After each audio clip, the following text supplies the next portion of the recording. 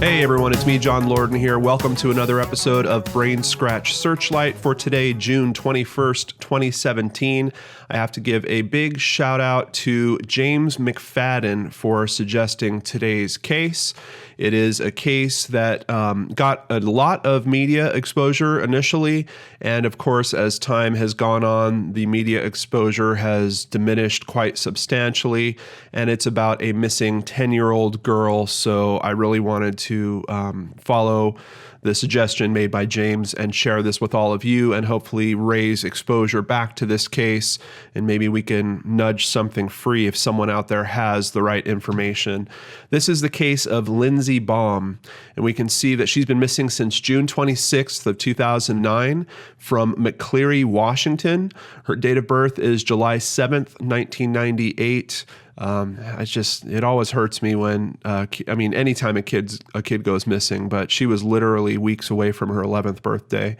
Now she would be 18, going on 19 years old this month. She's a female. She is white with brown hair, brown eyes. She was 4'9" and weighed only 80 pounds at the time that she went missing. And you can see here that they've done an age progression to her being 14 years old. So if you do see her somewhere now, she's more likely to look like this photo rather than the earlier photo here. So McCleary, Washington is a city in Grays Harbor County, Washington, United States. Very small population, only 1,653 as of the 2010 census. And we can see here on this map from Wikipedia that it is kind of on the eastern border of the state of Washington. Charley Project has a article written up on this, and as usual, they did a great job pulling all the known photos of Lindsey together here, so I wanted to spend a little time on this collage so you could take a look at it.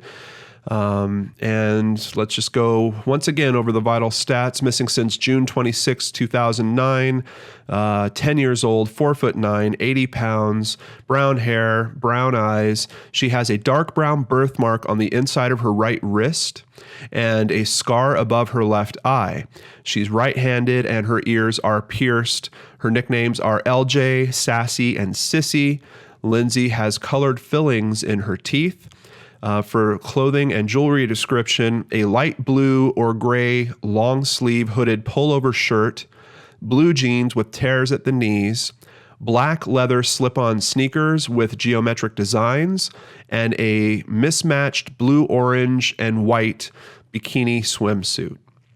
Let's get into some of the details of her disappearance here. Lindsey was last seen at 9:15 on June 26, 2009, when she left a friend's residence on Maple Street in McCleary, Washington. She planned to walk to her own home on Mommsen Road. The journey should have taken about 10 minutes, but Lindsey never arrived. Her curfew was at 10 p.m., and at 10:50 p.m., her mother reported her disappearance to the police. An extensive search of the area turned up no indication of Lindsey's whereabouts. She has never been heard from again. The last person known to have seen her was a neighbor who drove past her on Maple Street between 5th and 6th Streets, about halfway between Lindsey's home and her friend's home. And as a matter of fact, there is a map here, and let's just run through it real quick. This is from a site called Scared Monkeys Discussion Forum.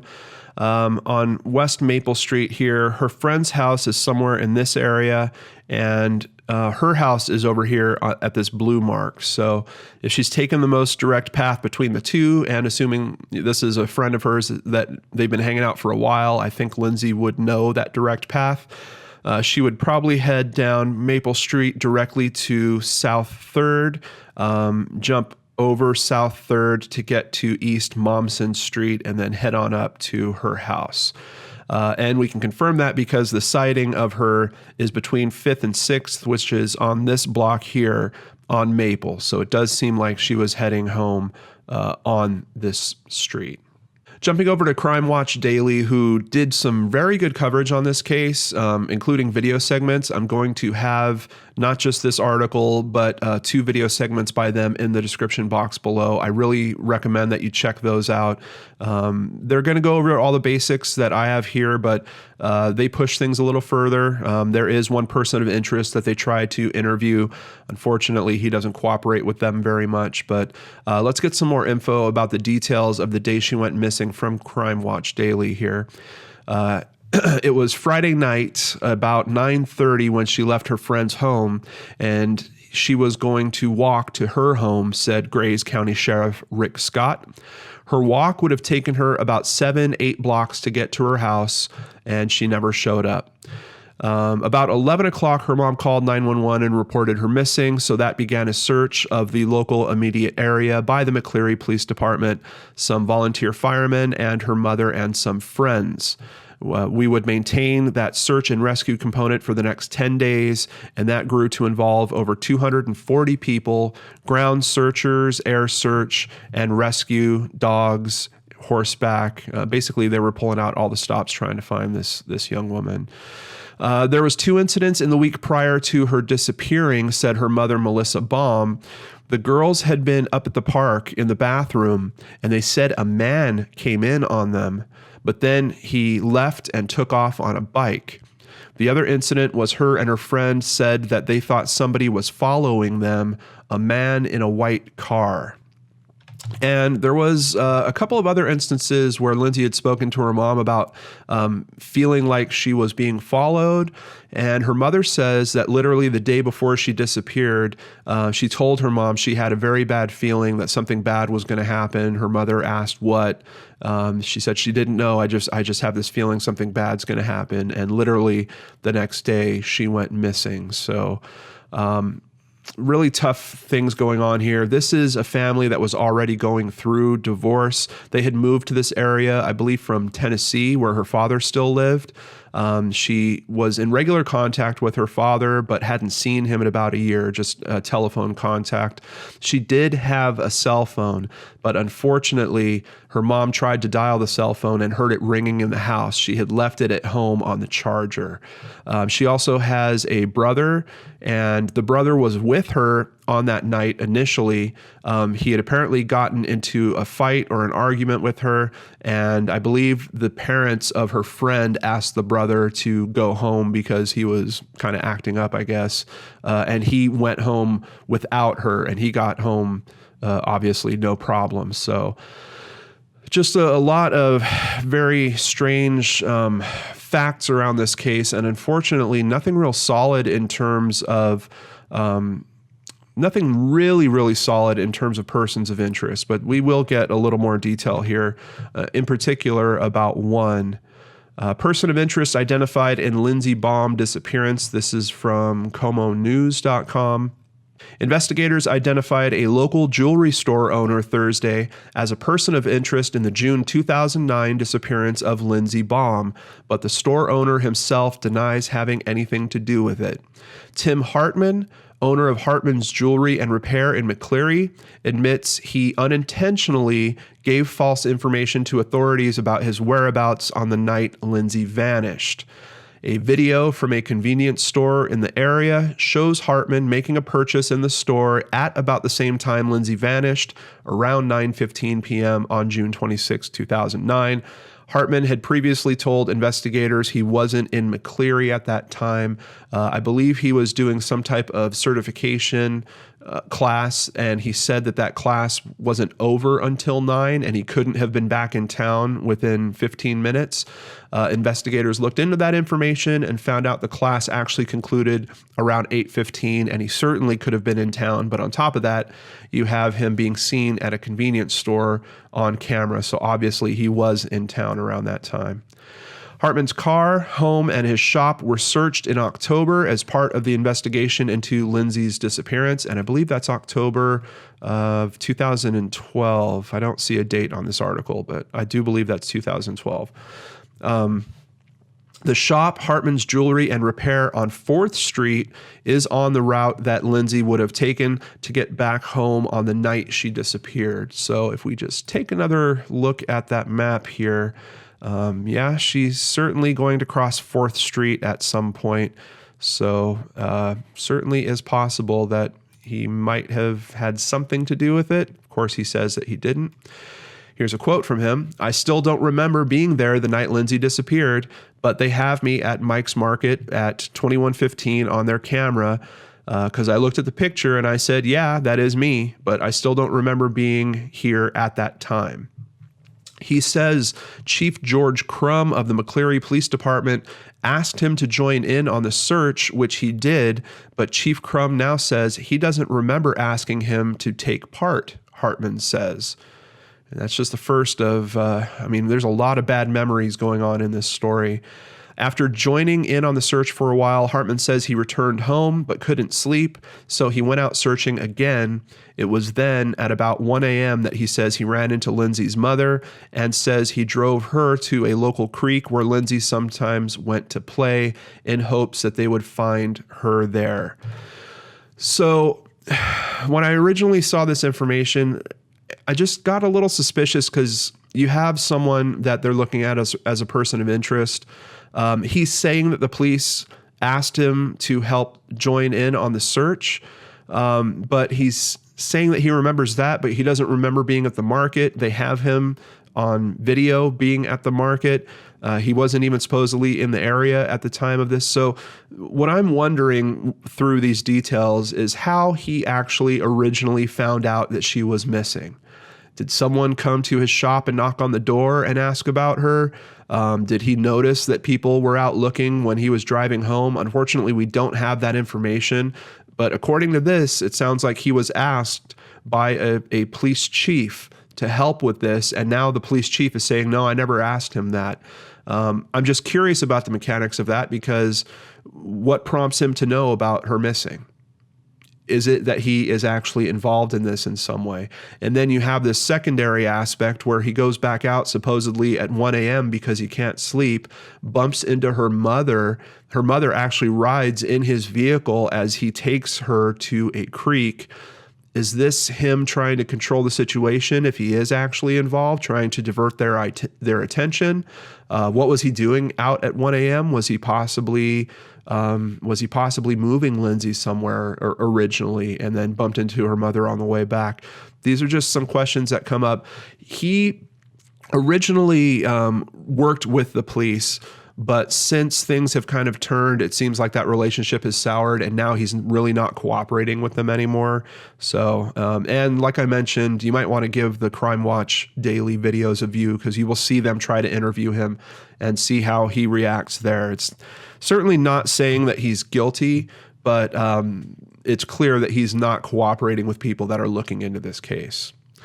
Hartman also says he was interrogated by police for about 8 hours in January and has taken 2 polygraph tests.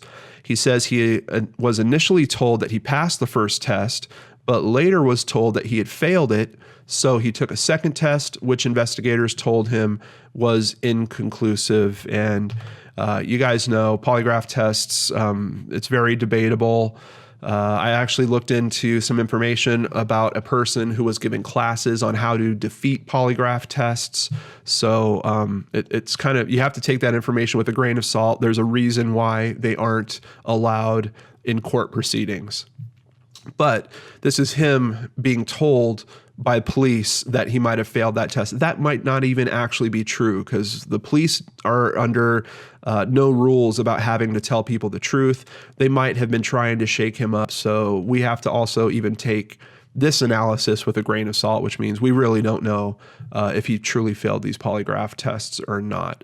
But what we do know is he at one point was helpful. He has now stopped being helpful, and it seems like there's still a lot of suspicion cast in his direction, but unfortunately there is no hard evidence to really point in any specific direction. We don't know where Lindsey is. We don't know what has happened to her. This is a 10-year-old girl, didn't have any money on her, didn't have her cell phone on her, so the likelihood that she actually disappeared of her own accord is pretty low. There are a lot of people in forums that are debating kind of the mother's rules about how Lindsey was able to be out at that time of night. And I have to admit, when I was looking into this story, I kind of felt the same way. I'm not looking to do any victim blaming here or anything like that, but when I was 10 years old, there's no way that I was out at 9 o'clock at night unless it was specifically I was at a friend's house and, they were going to drive me home or my parents were going to come get me or something like that. Admittedly, I lived in an area very different to what we're talking about here. We're talking about very small town community. And I'm sure her mother has already beaten herself up all over the place about those thoughts about her curfew and, having a 10-year-old out at up to 10 o'clock at night. But I wanted to let you guys know about that because if you look into this, you're going to see people discussing that aspect. And there's some heated conversations about it. NBC News reports 7 years later, few answers in disappearance of Lindsey Baum. This is on June 26th of 2016. Today, Lindsey should be celebrating her 18th birthday. She should have graduated from high school last month. There have been more than 40 people who have held the interest of authorities over the years. No one has been completely exonerated, yet no one has risen to the level of suspect, once again, because there's no physical evidence to point to any particular person, and we really don't know what has happened to her. Sheriff Scott says more than 20 search warrants have been executed and nearly 40 polygraph tests have been given in the case over the years. So they're certainly working hard on it, and it is a case that hit national attention. I believe it was even covered on the Oprah show. So I understand why they're probably working this case extremely hard, outside of the fact that this is a young girl in a small community. I mean, this is the type of story that you never want to hear about, and if it does happen, you hope that it's solvable because you're dealing with such a finite area, a small group of people. That map does not look like that road is a major thoroughfare. So the thought that she might have been kidnapped by someone from outside of the community, it's possible, but I don't know how probable it is. A block up, certainly West Simpson Avenue, that looks like a bit more of a major thoroughfare. And then, of course, 3rd Street, which she would have had to cross to get to Momsen Street. So is it possible that an abduction happened around here somewhere? I think that's certainly something worth considering, but her leaving on her own accord doesn't seem to be it. They looked into her computer files. They looked into her social media. They didn't see anything that suggested to them that she was colluding with someone to run away or anything like that. So it's really tough. It seems like this is one of those cases where we need a break that probably, I don't even know if physical evidence is going to do it. If she did pass away and we find her body, we're talking 7-8 years later. Are they going to be able to determine what happened to her? Are they going to, maybe based on the location or what's with her body, maybe that would help this case forward. But I truly feel like it's going to take a citizen. It's going to take someone that has the right information and a big enough heart to put that information into play, to get it to the sheriff's department and let them act on it properly. So as always, in the description box below, you will find the contact information for the sheriff's department, as well as CrimeStoppers if you want to remain anonymous, and links for all the information that we've gone through here today, as well as a link for the official Facebook group for this, a link for FBI information on this, Reddit, some other stuff down there. So if you want to dive into this case, there is plenty to go into.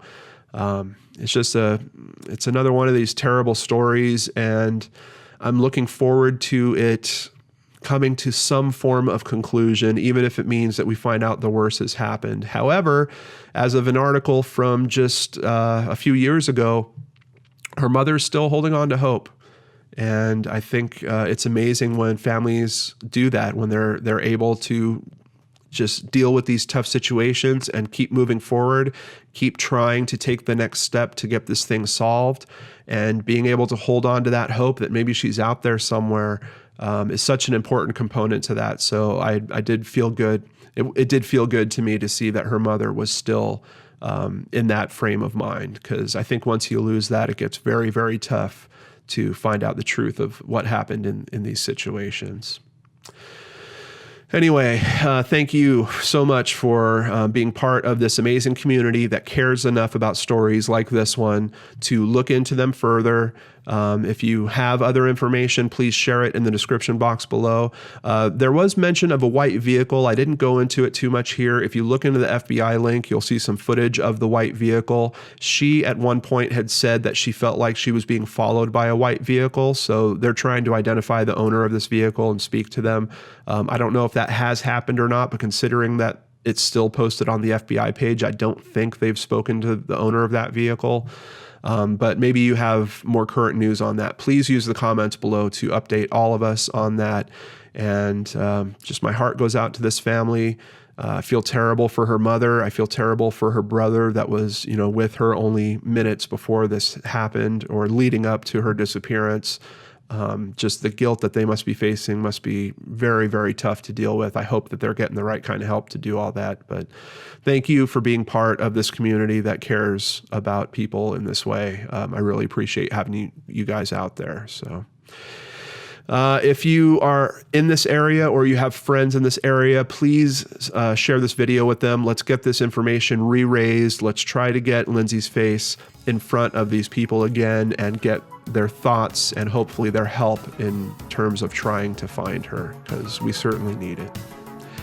Take care, everyone. I hope you have a wonderful day, and I'll see you back here on the Lord and Arch channel.